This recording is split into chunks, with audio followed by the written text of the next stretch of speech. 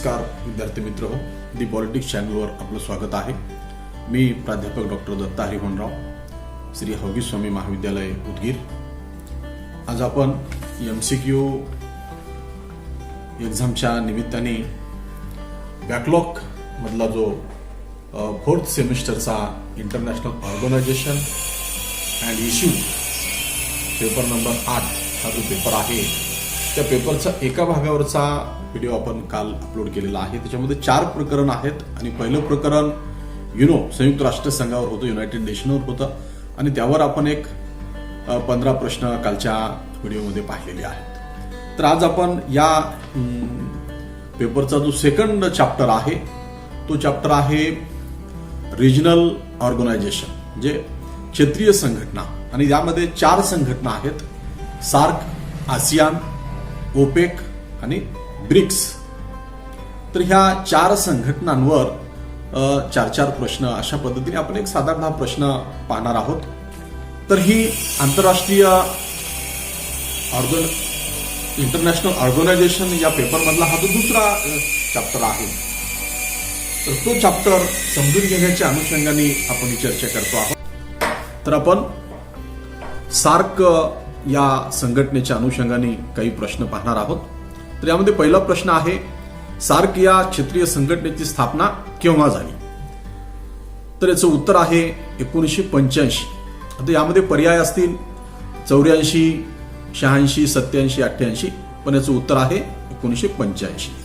त्यानंतर दुसरा प्रश्न आहे, सार्कच्या चार्टरमध्ये, चार्टर म्हणजे घटना, कंसामध्ये घटना असेल किंवा सार्कच्या घटनेमध्ये किती कलम आहेत? तर सार्कच्या घटनेमध्ये 10 कलम आहेत। सार्क या क्षेत्रीय संघटनेची सदस्य किती राष्ट्र आहेत? तर या संघटनेची एकूण 7 सदस्य राष्ट्र आहेत। तर ती आपल्याला ज्ञात आहेत, आपण अभ्यासलेली आहेत। सातत्याने आपण पाहतो की भारताच्या आजूबाजूला ज्या सीमारेषेमध्ये भारतातल्या ज्या राष्ट्रांच्या अत्यंत सीमा संलग्न आहेत अशी ती छोटी राष्ट्र आहेत। त्यामध्ये भारत, पाकिस्तान, बांगलादेश, भूतान, नेपाळ, श्रीलंका, मालदीव असे ही 7 राष्ट्र सार्कची कायम सदस्य आहेत। पण 8वा सदस्य अफगाणिस्तानला करण्यात आलेला आहे।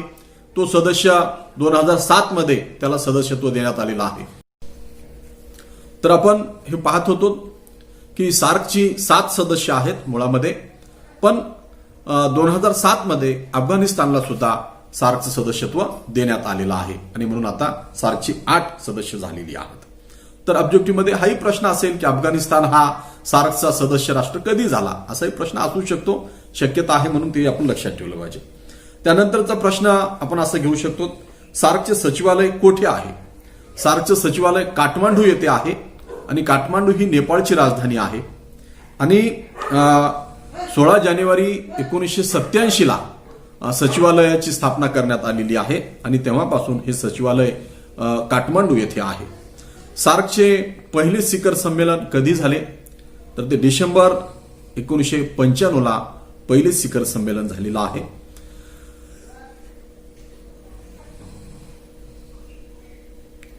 सार्कचं पहिलं शिखर संमेलन हे ढाका येथे झालेलं आहे आणि म्हणून ते कोठे झालेलं आहे असं आलं तर ढाका येथे झालेलं आहे। ढाका हे बांगलादेशाची राजधानी आहे आणि कधी झालेला आहे असा जर प्रश्न असेल तर ते 1995 ला झालेला आहे। आणि सार्क मधल्या या राष्ट्रातल्या आर्थिक विकासासाठी म्हणून ही संघटना अस्तित्वात आलेली आहे। या देशातली सर्व संस्कृती कॉमन आहे, या देशाचे प्रश्न समान आहेत आणि ही काही राष्ट्र तर अत्यंत छोटी आहेत आणि मग यांचा सामूहिकरित्या विकास साध्य करता यावा यासाठी म्हणून ही संघटना अस्तित्वात आलेली आहे।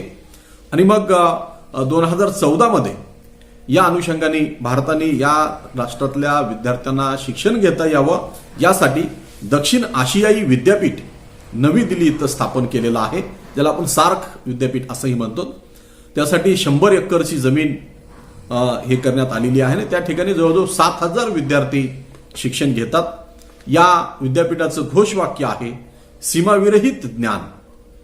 म्हणजे या 7ही राष्ट्राच्या कल्चर, या 7ही राष्ट्राचं राजकीय सामाजिकरण, राजकीय संस्कृती ही विद्यार्थ्यांना जवळून अभ्यासता यावी यासाठी म्हणून हे सार्क विद्यापीठ कार्यरत आहे।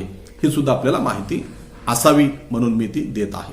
त्यानंतर जी दुसरी संघटना आहे या प्रकरणामधली आसियान, ही सुद्धा अशीच आर्थिक विकासासाठी आलेली संघटना आहे आणि आसियानची प्रेरणा घेऊनच सार्क संघटनेची निर्मिती झालेली आहे आणि म्हणून आसियान ही त्यापूर्वीच निर्माण झालेली संघटना आहे.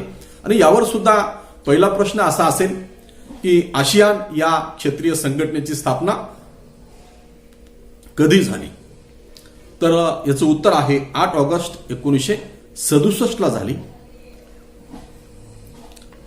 त्याच्यानंतरचा दुसरा प्रश्न ह्याच्यावर असेल, आसियान क्षेत्रीय संघटनेचे मूळ सभासद 5 होते आणि हे 5 इंडोनेशिया, मलेशिया, फिलिपाईन्स, सिंगापूर व थायलंड ही आहेत आणि आता आसियानची सदस्य संख्या ही 10 झालेली आहे. तर तसाही प्रश्न परीक्षेमध्ये असू शकतो. त्यानंतरचा तिसरा प्रश्न आपण याच्यावर घेऊ. 1984 मध्ये आसियानचा सभासद झालेले राष्ट्र कोणते?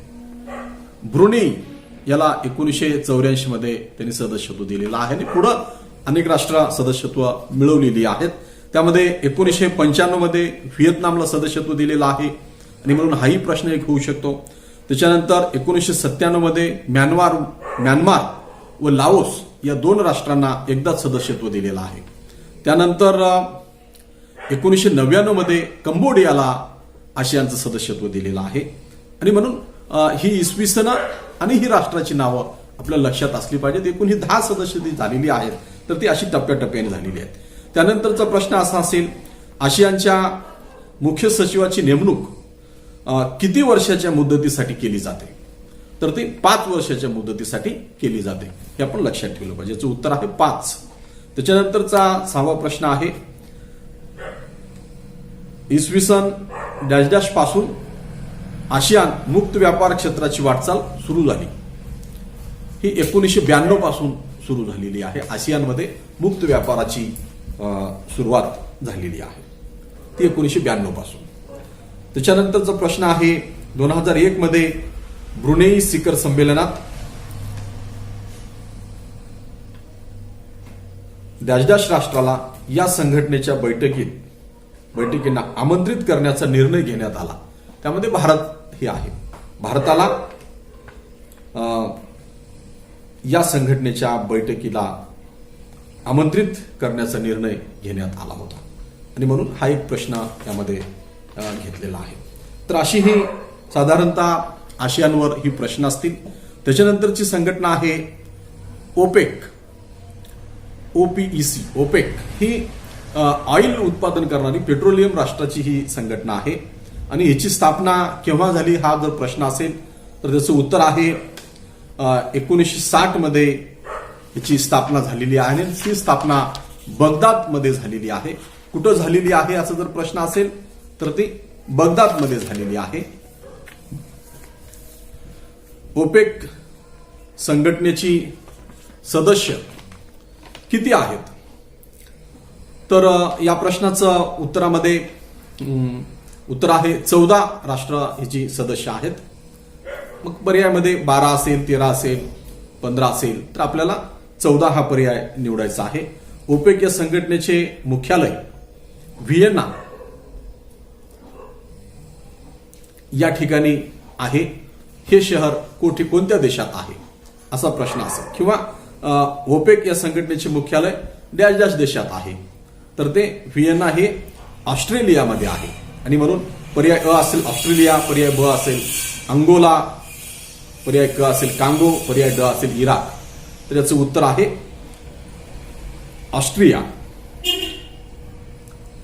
या ओपेक संघटनेचं सुरुवातीला मुख्यालय स्वित्झर्लंडमधील जिनेवा येथे होतं, पण 1965 मध्ये हे मुख्यालयाचं ठिकाण बदलण्यात आलेलं आहे आणि ते आता ऑस्ट्रेलियातील व्हिएना येथे आहे. आणि म्हणून प्रश्न प्रारंभी कुठं होतं असं आला असेल तर जिनेवा लिहायचा, नंतर कुठं आहे हे विचारल्यानंतर व्हिएना लिहायचा, व्हिएना कुठं आहे हे विचारलं तर ऑस्ट्रेलिया हे राष्ट्र लिहायचं आणि कधी हे मुख्यालय इथं हलवण्यात आलं त्याचं इसवी सन आहे 1965. हे आपण लक्षात ठेवलं पाहिजे.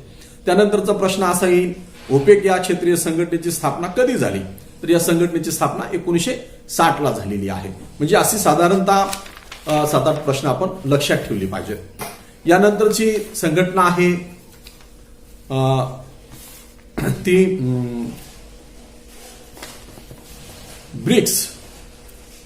ब्रिक्स ही संघटना त्या प्रत्येक राष्ट्राच्या सुरुवातीच्या अक्षरापासून बनवलेली संघटना आहे. हे नाव ब्रिक्स जे बनवलेलं आहे ते त्या अक्षरापासून बनवलेलं आहे. ब्रिक्स या क्षेत्रीय संघटनेची मूळ सदस्य राष्ट्र किती आहेत? तर मूळ सदस्य राष्ट्र या संघटनेची 5 आहेत.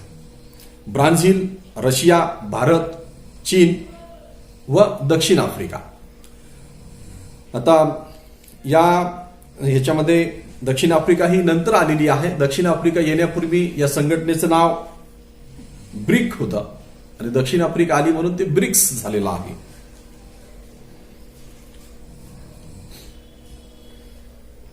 यानंतर याच्या संघटनेवर दुसरा प्रश्न असेल, ब्रिक्स या संघटनेत डॅश डॅश राष्ट्र सहभागी झाल्यानंतर या संघटनेचे नाव ब्रिक्स असे करण्यात आले. आता मी सांगितलं होतं दक्षिण आफ्रिका सहभागी झाल्यानंतर त्याचं नाव ब्रिक्स करण्यात आलेलं आहे. पर्याय अ आहे ब्राझील, रशिया, दक्षिण आफ्रिका आणि भारत. याचं उत्तर आहे दक्षिण आफ्रिका. त्याच्यानंतरचा प्रश्न असा आहे की डॅश डॅश यांनी ब्रिक्स ही संज्ञा सर्वप्रथम वापरली होती.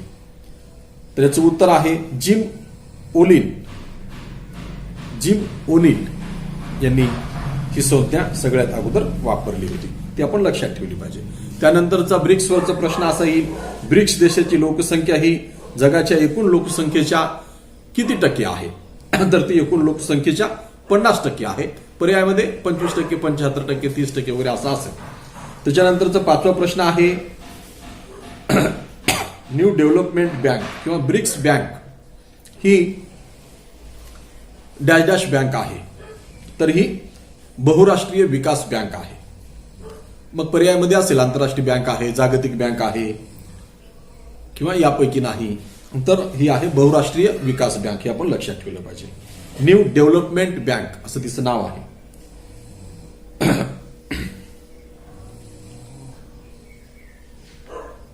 एनडीबी, कारण ही सुद्धा म्हणजे डॉलरला पर्याय देण्यासाठी एक चलन निर्माण करता यावं, युरोपीय संघाच्या पर्यायी व्यवस्था म्हणून. ही विकसनशील राष्ट्र आहेत. चीन आणि रशिया ही 2 मोठी सोडली तर बाकी सगळे विकसनशील राष्ट्र यामध्ये आहेत. तर ही ब्रिक्स ही जी संघटना आहे ती अत्यंत नवीन संघटना आहे. 2016 मध्ये गोव्याला त्याचं शिखर संमेलन आपल्याकडे झालेलं होतं. परवा रशियामध्ये त्याचं शिखर संमेलन झालेलं आहे. आपले राजनाथ सिंग त्या ब्रिक्सच्या संमेलनाला गेले होते मागच्या सप्टेंबरमध्ये, कारण भारत चायना डिस्प्यूट जे चालू आहे त्याच पिरियडमध्ये तिथं ते शिखर संमेलन झालेलं आहे. पण एवढा करंट प्रश्न ही काही एमपीएससीची परीक्षा नाही किंवा युपीएससीची परीक्षा नाही. आपल्याला हा प्रश्न विचारला जाणार नाही. राजनाथ सिंग तिथल्या शिखर परिषदेला गेले होते का आणि मग ह्या सगळ्या शिखर परिषदा कुठं कुठं झाल्या, तर तो भाग आपण पुढच्या परीक्षेला येण्यासाठी घेऊ. पण आता आपला सिलेबसही तसा आता बदललेला आहे. हा सिलेबस आताच्या इंटरनॅशनल रिलेशनमध्ये नाही आणि म्हणून तरी सुद्धा पण युपीएससी एमपीएससी करणाऱ्या विद्यार्थ्यांसाठी ह्या सगळ्या गोष्टी अत्यावश्यक आहेत आणि म्हणून ही प्रश्न आपण समजून घेतली पाहिजेत, अभ्यास केला पाहिजे. आता परीक्षा अत्यंत जवळ आलेली आहे.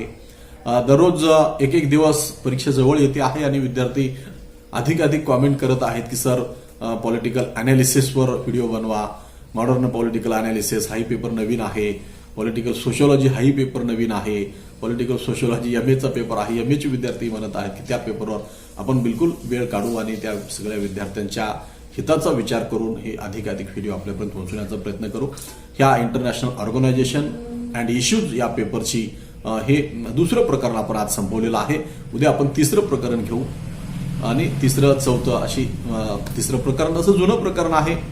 शस्त्रास्त्र स्पर्धा, शस्त्र नियंत्रण आणि निशस्त्रीकरण.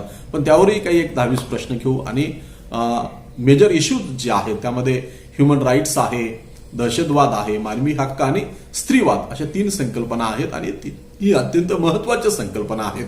जगाच्या राजकारणावर फार मोठा इफेक्ट या संकल्पनांमुळे पडलेला आहे आणि म्हणून या संकल्पनाच्या अनुषंगाने काय प्रश्न येतील यावर आपण चिंतन करू, विचार करू, आपण आपला संवाद साधू.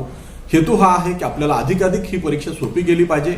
परीक्षेला जाता जाता जरी आपण हा व्हिडिओ पाहिला तर यश तुमच्या हातामध्ये सहजपणे आलं पाहिजे, तुम्हाला समाधान वाटलं पाहिजे. परीक्षेबद्दलची जी भीती आहे मनातली ती तुम्ही दूर करा. निश्चितपणे तुम्ही परीक्षेला जाईपर्यंत म्हणजे परीक्षेला 1 तास कमी आहे इथपर्यंत जरी व्हिडिओ अपलोड झाला आणि तो तुम्ही पाहिला तरी तुम्ही तो पास व्हाल असा मला विश्वास आहे. आपला प्रतिसाद हाच आमचा आधार आहे. आपण या चॅनलवर नवीन आले असाल तर सबस्क्राईब करून घ्या आणि या चॅनलवर असलेले सर्व व्हिडिओ पहा आणि एखादी गोष्ट आपल्याला जर मनापासून आवडली, एखादा व्हिडिओ आवडला तर त्याबद्दल संकोच न करता कॉमेंट करत चला, कारण तुमची कॉमेंट हीच नवीन व्हिडिओ अपलोड करण्यासाठी प्रेरणा देत असते. जे विद्यार्थी कॉमेंट देत आहेत, जे विद्यार्थी सूचना करत आहेत त्या विद्यार्थ्यांचे मनपूर्वक आभार मानतो आणि थांबतो. धन्यवाद विद्यार्थी मित्रो. जय हिंद, जय महाराष्ट्र.